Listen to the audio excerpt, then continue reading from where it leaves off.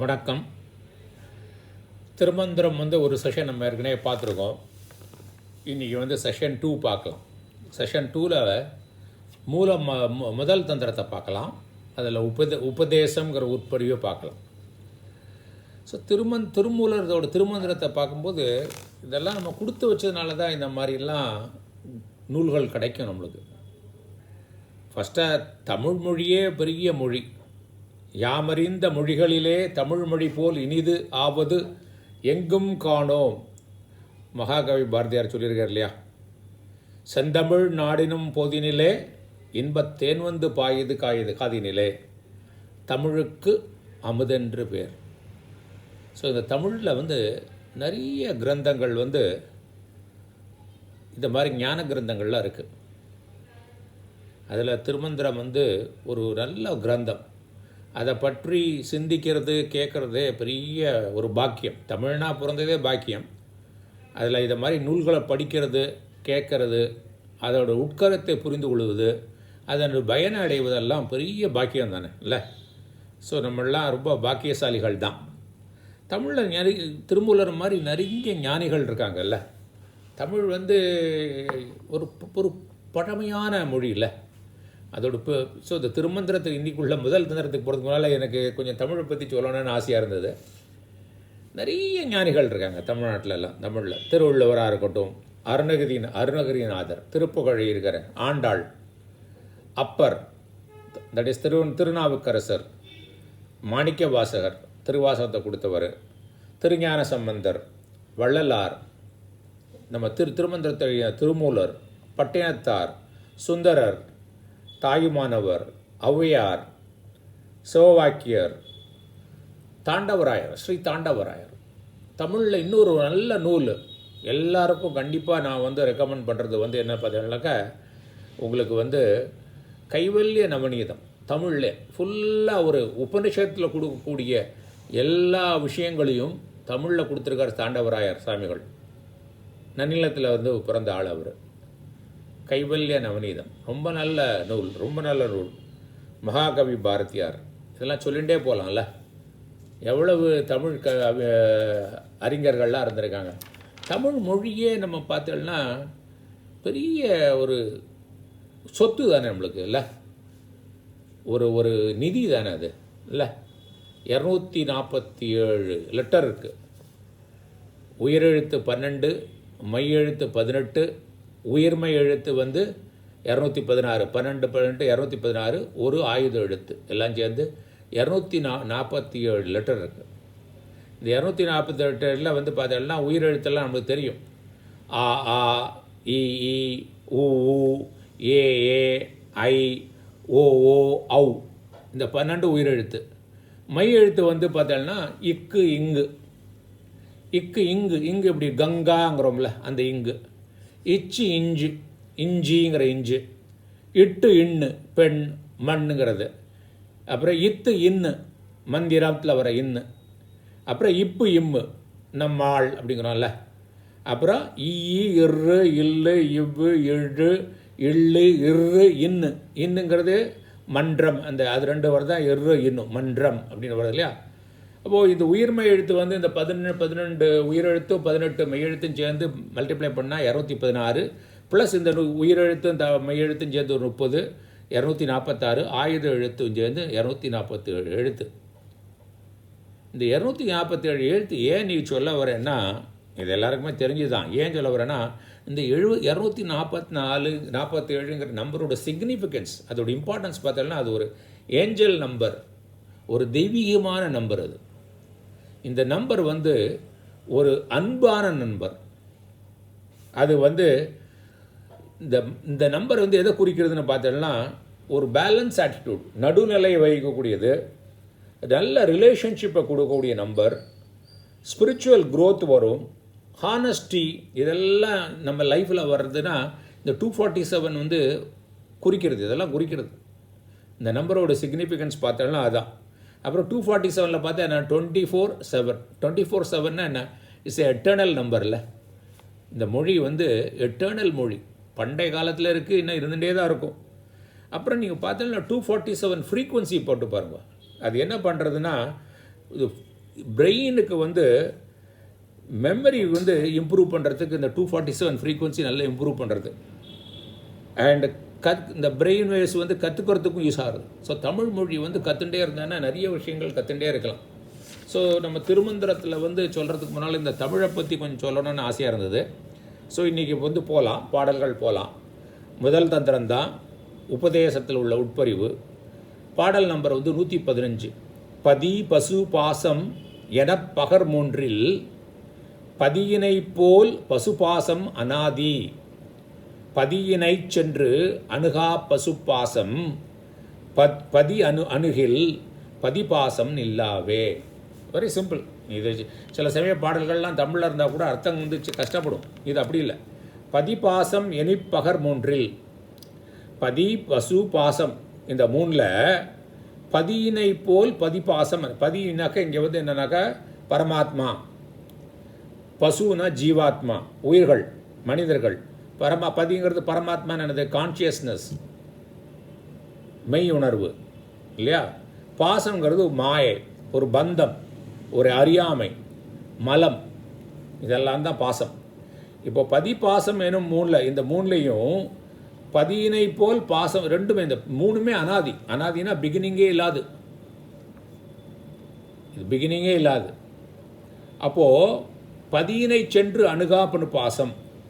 இந்த பதி வந்து என்ன செய்யும்? இந்த பசுவும் பாசமும் பதியினை போய் சேராது. பதியினை போய் சேராதுன்னா தன்னோட மெய்ஞானத்தை அறியாமல் இருக்கிறது. இந்த மாயை என்ன பண்ணுன்னா, இந்த பாசம் இருக்க மாயை, அறியாமை, அது வந்து இந்த பசு நம்மளெல்லாம், மனிதர்களெல்லாம் தன்னுடைய உண்மையான நிலையை, தன் ஆத்ம ஞானத்தை, மெய் உணர்வை அடைய விடாமல் தடுக்கும். அப்படி பசு அணுகில் அதை மெய்ஞானம் அடைஞ்சு விட்டாக்க இது ரெண்டும் போயிடும். பசுவும் பாசமும் போயிடும். இருக்கிறது ஒன்றே ஒன்று தான். ஏன்னா அழகான ஆத்ம ஞானத்தை அழகாக கொடுத்துருக்கார்ல. இது நீங்கள் எதில் வேணால் பாருங்கள், எந்த லாங்குவேஜில் வேணால் படிங்க, இதை மாதிரி கிளியராக கிடைக்காது. ஸோ இது முடிஞ்சிடுது. அப்புறம் அடுத்த ஆப்பில் போகலாம். அடுத்த பாடல் வந்து எல்லா பாடலும் நான் எடுத்துக்கல, 3047 எடுத்துக்கல, செலக்ட் பண்ணி தான் எடுத்துட்டுருக்கேன். எனக்கு பிடித்த பாடல்கள், மெய் உணர்வை பற்றி தான் கொஞ்சம் நிறைய இம்பார்ட்டன்ஸ் கொடுத்து எடுத்துட்டுருக்கேன். ஓகே, 119வது பாடல் இதே தந்திரம், முதல் தந்திரம் தான் உபதேசம். இன்றைக்கி பார்க்கக்கூடிய பாடல்கள் எல்லாமே முதல் தந்திரம் உபதேசத்தில் உட்பறிவில் இருக்கிறது தான். 119வது பாடல் வந்து அறிவு ஐம்புலன் உடனே நான்றது ஆகி நெறி அறியாது உற்ற நீர் ஆழம் போல அறிவு உள்ளே அழிந்தது போல குறி அறிவிப்பான் குருபரன் ஆமே. அறிவு ஐம்புலன் உடனே நான்றது, இது கொஞ்சம் தேண்டிருக்கு. ஐம்புலன்கள் நம்மளுக்கு தெரியும் என்னெல்லாம்? கண்ணு, காது, மூக்கு, அப்புறம் நாக்கு, தோல், 5 இது சென்ஸ் ஆர்கன்ஸு. இங்கே நான்றதுன்னா 4. எதெல்லாம் 4? புத்தி, சித்தம், மனசு, அகங்காரம். இந்த 4 ஆகி நெறி அறியாதுன்னா வழி தெரியாமல், முறை அறியாமல், உற்ற நீர் ஆழம் போல், ஒரு டீப் உள்ள கடல் கடல், பெரிய கடல், ஆழமுள்ள கடலில் மூழ்கிண்டு அதுக்குள்ளே போய் அழிந்து இருக்கிற மாதிரி இருக்குது. என்ன சொல்கிறான்? உற்ற நீர் ஆழம் போலன்னா சம்சார கடலில் இந்த பிறவி எடுத்து அந்த அதுலேயே கஷ்டப்பட்டுருக்கோம்ல, அதுக்குள்ளேயே மாட்டின்னு இருக்கோம். ஏன்? அறிவுன்னா அந்த அறிவுதான் தான் என காண்பது. நான் வந்து அறிவோட சொரூபந்தான் என்பது தெரியாமல் இந்த சம்ஸ்கார கடல்களில் திரும்ப பிறவி எடுத்து மாட்டிண்டு சிக்கிண்டு அதை யார் செய்வான்? குறி அறிவிப்பான் குருபரன் ஆமே. ஒரு குரு மூலமாக நான் அறிவுங்கிற ஞானத்தை படணும் அப்படிங்கிறவர். அப்போது கடவுளை என்ன பண்ணுறாருன்னா, இந்த சாதகனுடைய லெவல், மெச்சூரிட்டி லெவலில் புரிஞ்சுட்டு ஒரு குருவாக வந்து நீ அறிவு ஸ்வரூபம்ங்கிற ஞானத்தை கொடுப்பார். அதுதான் இந்த பாட்டோடைய தாத்பரியம். அடுத்தா உள்ள பாட்டு 120 பாடல் நம்பர். ஆமேவு பால் நீர் பிரிகின்ற அன்னம் போல தாமே தனிமன்றில் தன்னந்தனி நித்தம் தீமேவு பல் காரணங்களுள் உற்றன தாம் ஏழ் பிறப்பு எரிச்சார்ந்த வித்தாமே. இது நல்ல பாடல் தான். ஆமேவு, ஆனாக்க பசு. இந்த பசு வழங்கும் பாலில் வந்து தண்ணியை கலந்து அன்னப்பறவை ஒரு பாத்திரத்தில் வச்சு அன்னப்பறவை கொடுத்தோம்னா அது என்ன செய்யும்னா பாலை மட்டும் எடுத்துட்டு நீரை வச்சிடும். அந்த டிஸ்கிரிமினேஷன் இருக்கு இல்லையா, அதுதான் அந்த பதுகோடு. அதுபோல் இதை மாதிரி நூலெல்லாம் படித்து என்ன செய்யணும்னா ஆத்ம ஞானம், நீ யாருங்கிறத புரிஞ்சுக்கோ. நீ இந்த மலத்துலேருந்து தனியாக பிரிச்சுன்று இந்த பதியை வந்து தெரிஞ்சுட்டு பசுவும் பாசமும் நான் இல்லைங்கிறத பிரித்து அறிஞ்சிக்கோ. தானாகிய ஈசன் சித்தாகாய பெருவழியில் தனியாக மன்று எனும் சபையில் தனியாக நித்திய பொருளாக ஆடுகிறான். இங்கே இருக்கு இல்லையா, தாமே தன்மன்றில் தன்னந்தனி நித்தம். அந்த கான்ஷியஸ்னஸ் மட்டும்தான் இருக்குது, அந்த கான்ஷியஸ்னஸ் மட்டும்தான் இருக்குது. ஆனால் அது வந்து என்ன நினச்சிக்கிறோம், நம்ம அந்த பதி மட்டும்தான் இருக்குது. அதை வந்து நம்ம வந்து பாசத்தினால மாயத்தினால மலத்தினால அதை வந்து பசு என்று நினச்சுட்டுறோம். பதி மட்டும்தான் இருக்குது இல்லையா, அவன் டான்ஸ் ஆடின்னு இருக்கான். ஸோ இந்த 3 மலங்கள்னால தான் இது நடக்கிறது. ஓகே, அப்போ என்ன செய்யறான், தீமேவு பல் காரணங்களுள் உள்ளதாம். தீமைகளை சேர்க்கும் காமம், குரோதம், லோபம், மோகம், மதம், மாத்சரியம், இந்த 6 கட்ட குணங்கள்லாம் இருக்கு இல்லையா, அதுக்கு காரணமான இந்த கருவினாக்க கண்ணு, வாய், மூக்கு, அப்புறம் கரணங்கள்லாம் அதோடைய பவர் சக்திகள். இந்த பாவ புண்ணியங்கள் எல்லாம் 7 பிறப்பு எரிச்சார்ந்து வித்து ஆகுமே. அந்த நான் தான் அந்த அறிவு, நான் தான் அந்த பதி அப்படிங்கிற அறிவு வந்துடுத்துனா எல்லாம் எரிஞ்சு போகும். எப்படி ஒரு நல்ல ஒரு விதையை வந்து தீயில போட்டு அதை இது பண்ணிட்டோம்னா எரிச்சிட்டோம்னாக்க அது எப்படி முளைக்காதோ 7 பிறப்பு இனிமேல் பிறவியே இல்லாத மாதிரி மீண்டும் மீண்டும் பரவாமல் நிலை வரும். ஓகே, அதனால் 7 பிறப்பு இனிமேல் பிறப்பே இல்லாமல் இருக்கும் அப்படிங்கிறார் இந்த இதில். ஸோ இந்த தந்திரத்தில் என்ன சொல்கிறாருனாக்கா, எப்படி அன்னப்பறவை வந்து பாலையும் நீரையும் பிரித்து பார்க்குறதோ அதை மாதிரி நம்ம இந்த ஆத்ம நூல்களெல்லாம் படித்து நம்ம வந்து பதியை வந்து பசு பாதத்துலேருந்து பிரித்து பார்க்கணும். அப்படி பார்த்து அந்த ஞானம் அடைஞ்சுட்டோம்னாக்க, ஓகே, இந்த நூல்களெல்லாம் படித்து அடைந்து விட்டோம்னாக்க நம்மளுக்கு இனிமேல் பிறப்பு இறப்புங்கிறது கிடையாது. எப்படி ஒரு விதையை எப்படி நம்ம நல்லா எரிச்சிட்டோம்னா ரோஸ்ட் பண்ணிட்டோம்னாக்க அது எப்படி முளைக்காதோ இனிமேல் நம்மளுக்கும் அப்போ என்ன ஆச்சு, நம்ம வந்து பதி எப்போதும் இருக்கிறவன், பிறப்புக்கும் இறப்புக்கும் அப்பால் உள்ள எப்பொழுதும் இருக்கிற பதி என்று அந்த ஞானத்தை மெய்ஞானத்தை அடைந்து விடுவோம். 134வது, புறையற்ற பாலினுள் நெய் கலந்தால் போல் திரையற்ற சிந்தை நல் ஆரியன் செப்பும் உரையற்று உணர்வோர் உடம்பு இங்கு ஒழிந்தால் கரையற்ற ஜோதி கலந்த சத்தாமே. இது நல்லதான். புறையற்ற பாலினுள் நெய் கலந்தார் போல், பாலை நல்லா காய்ச்சி புறை ஊற்றிமோல அது புறை ஊற்றிங்கிறது தான். அதான் புறை பண்ணிவிட்டு அதில் புறை தயிரான அப்புறம் அதை என்ன செய்கிறோம், அதை கடைஞ்சி வெண்ணெயை எடுத்து அந்த வெண்ணெயிலேருந்து நெய் எடுக்கிறோம்ல, அதை தான் சொல்கிறார். புறையற்ற பாலினுள் நெய் கலந்தால் போல். ஸோ அந்த பாலை காய்ச்சி அதில் புறையாற்றின அப்புறம் எப்படி தயிராகி அதிலேருந்து வெண்ணெய் எடுத்து அதை காய்ச்சி நெய்யாக்குறோமோ, திரையற்ற சிந்தை நல் ஆரியன் செப்பும். நல் ஆரியன் அப்படின்னா அர்த்தம்னா ஆசிரியர், நல்ல ஆசிரியர். செப்புன்னா சொல்கிற மாதிரி, திரையினா என்ன, குற்றம் இல்லாத மனசுடைய. அப்போ என்ன சொல்கிறாரு, இந்த 2வது திரையற்ற சிந்தை நல் ஆரியன் செப்பும்னா என்ன, இந்த டீச்சரோட மெசேஜ் வந்து நம்மளுடைய மனசில் அவர் சொல்லக்கூடிய ஞானம் வந்து அறிவு வந்து நல்ல மனசு வந்து கிளியராக இருக்கும்போது அதில் வந்து செட்டில் ஆகும். என்ன சொல்லுவார் அவரை வந்து, நீ தான் அந்த அறிவு, நீ தான் அந்த பதி, நீ பசு இல்லை, நீ பாசத்தினால நீ பசு என்று நினச்சிட்டு இருக்க. அந்த ஞானம் வரத்துக்கு மனசு வந்து க்ளீனாக இருக்கணும். அதுக்கு என்ன செய்யணும், மனத்தை வந்து இந்திரியங்களை புலன்களை அடக்கணும். அப்போ தான் மனசு அடங்கும். அப்புறம் இந்த மாதிரி நூல்கள் சொல்கிறதுல நம்மளுக்கு வந்து ஒரு நம்பிக்கை வேணும். அப்புறம் ஒன்று எடுத்தோம்னா அதுலேயே கான்சென்ட்ரேட் பண்ணணும். அப்படி இதெல்லாம் இருக்கு இல்லையா. அப்புறம் இந்த மைண்டை பியூரிஃபிகேஷன் பண்ணுறதுக்கெல்லாம் பண்ணினோம்னாக்க 3 என்ன சொல்கிறார், உரையற்று உணர்வோர் உடம்பு இங்கு ஒழிந்தால். இதை நல்லா புரிஞ்சுட்டோம்னா, அந்த குரு சொல்கிறத சந்தேகங்களெல்லாம் போக்கி நன்றாக புரிஞ்சுட்டோம்னாக்க இந்த உடம்பை விடும்போது கரையற்ற ஜோதி, நம்ம உடம்பு விட்ட அப்புறம் இனிமேல் நம்மளுக்கு பிறப்பு கிடையாது. இதுக்கு பேர் விதேக முக்தி அப்படிம்பாங்க. இறந்த உடனே நம்ம மெய்ப்பொருளும் நம்மளும் ஒன்றாகிடுவோம், திரும்ப பிறப்பு கிடையாது. இது 134. ஓகே, இந்த நாளும் இன்றைக்கி பார்த்துருக்கோம், உங்களுக்கு பிடிச்சிருக்கும்னு நினைக்கிறேன். நான் இந்த பாடல்களை மட்டும் ஒரு தடவை திரும்ப சொல்லிடுறேன். என்ன சொல்கிறேன்? பதி பசு பாசம் என பகர் மூன்றில் பதியினை போல் பசுபாசம் அனாதி, பதியினை சென்று அணுகா பசுபாசம், பதி அணுகில் பதிபாசம் நில்லாவே.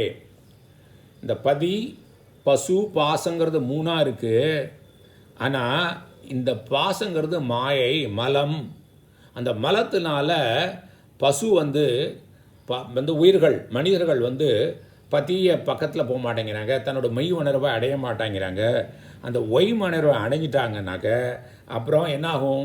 இந்த பசுவும் பாசமும் இருக்காது, இருக்கிறது பதி மட்டும்தான், அந்த கான்ஷியஸ்னஸ் மட்டும்தான் இருக்குங்கிறது இந்த தாத்பரியம். 119 என்ன? அறிவு ஐம்புலன் உடனே நான்றது ஆகி நெறி அறியாது உற்ற நீர் ஆழம் போல அறிவு அறிவு உள்ளே அழிந்தது போல் குறி அறிவிப்பான் குருபரன் ஆமே. 5 புலங்கள், அப்புறம் 4 இந்த மனம், சித்தம், புத்தி, அகங்காரம், இந்த 4 இருக்கு இல்லையா, அது அந்த கரணம்பாங்கள்ல, அந்த உள்கல்ல கருவி. அது நெறி அறியாது, ஒழுங்காக யூஸ் பண்ணாமல் நம்ம என்ன நினச்சிட்டுருக்கோம்? நம்மளை பசுன்னு நினச்சிட்டுருக்கோம். ஏன்னாக்கா நம்ம மாயினால், மலத்தினால கற்றுருக்கனால இந்த சம்ஸ்காரங்கிற பிறப்பிறப்பிலேயே மாட்டின்னு கவிச்சுன்னு இருக்கோம். நம்மளுடைய சொந்த உண்மையான சொரூபம் ஞானம், நாம் அறிவுங்கிறத புரியலை, மெய்ஞானத்தை அடையவில்லை. அதனால் என்ன ஆகுறது? இந்த மெய்ஞானத்தை யார் கொடுப்பான்னா ஒரு குரு மூலமாக தெரிஞ்சுக்கோ, குரு மூலமாக தெரிஞ்சுட்டு நீ அறிவுங்கிறத புரிஞ்சுக்கோ அப்படிங்கிற. 120 என்ன? ஆமேவு பால் நீர் புரிகின்ற அன்னம் போல தாமே தனிமன்றில் தன்னந்தனி நித்தம் தீமேவு பல காரணங்களுள் உற்றன தாமேழ் பிறப்பு எரிசார்ந்த வித்து ஆமே. எப்படி பாலை அன்னப்பறவை பிரித்து தண்ணி கலந்த பாலை மட்டும் குடிச்சிட்டு தண்ணியை விற்கிறதோ, அதை மாதிரி நீ என்ன பண்ணணும்? மெய்ஞானம் அடைஞ்சிட்டு நல்ல குரு மூலமாக ஞானத்தை அடைஞ்சு நான் பசு இல்லை, நான் பசுன்னு நினைக்கிறதுக்கு காரணம் மாயை தான், மலங்கள் தான், அதுதான் பாசம், நான் பதி மட்டும்தான் இருக்குது அப்படின்னு புரிஞ்சுட்டோம்னாக்க இனிமேல் எனக்கு பிறப்பே கிடையாது அப்படின்னுது. அப்புறம் கடைசி இன்றைக்கி புரை அற்ற பாலினுள் நெய் கலந்தால் போல் திரையற்ற சிந்தை நல் ஆரியன் செப்பும் உரையற்ற உணர்வோர் உடம்பு இங்கு ஒழிந்தால் கரையற்ற ஜோதி கலந்த சத்தாமே. எப்படி ஒரு பாலை நம்ம காத்தி புரையேற்றி அதை உடனே அதை தயிராக்கி தயிரை கடைஞ்சி நெய் எடுக்கிறோமோ, வெண்ணெய் எடுத்து அதில் நெய் பண்ணுறோமோ, அதை மாதிரி குற்றமில்லாத மனசுனால் குரு சொல்கிறத எல்லாத்தையும் புரிஞ்சுண்டு சந்தேகங்களெல்லாம் நிவர்த்தி பண்ணிண்டு அந்த ஞானம், அவர் கொடுக்குற ஆத்ம ஞானத்தை புரிஞ்சுட்டோம்னா, நான் தான் அந்த அறிவு, நான் தான் அந்த பதிங்கிற ஞானத்தை புரிஞ்சுட்டோம்னாக்க இந்த உடம்பு அழியும் போது திரும்ப நம்மளுக்கு பிறப்பு கிடையாது. ஏன்னா நம்ம மெய்ஞானம் ஆகிட்டோம். மெய்ஞானம் பிறப்பு இறப்பு அற்றது, அந்த ஜோதி கூட கலந்துருவோம் அப்படிங்கிறாங்க. ஸோ இன்றைக்கு எனக்கு சந்தோஷமாக இருக்கிறது காரணம் தமிழ் பெருமையை பற்றி, தமிழில் உள்ள ஞானிகளை பற்றியும் சொல்கிறதுக்கு எனக்கு ஒரு ஆப்பர்ச்சுனிட்டி கிடைச்சிது. நன்றி. இனிமேல் அடுத்த போஸ்டிங் இன்னும் திருமந்திரத்தில் பார்க்கலாம்.